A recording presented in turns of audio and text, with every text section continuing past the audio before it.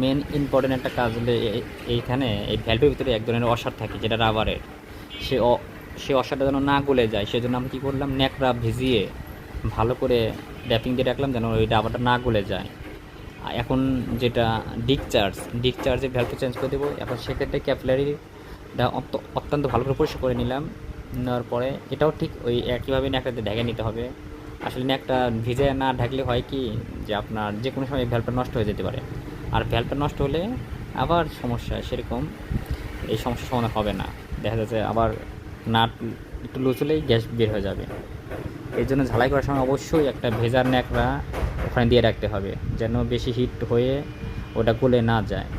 আর ঝালাই করার সময় অত্যন্ত সতর্কর সাথে ঝালাই করতে হবে যেন কোনোভাবে লিকেজ না হয়। আর লিকেজ হলে তো গ্যাস বের হয়ে যাবে, এটা স্বাভাবিক। আমাদের ঝালাই করা দূরে কমপ্লিট হয়েছে, এখন মোটামুটি আশা করি ভালো চলবে। এসিটা কোনো সমস্যা ছিল না।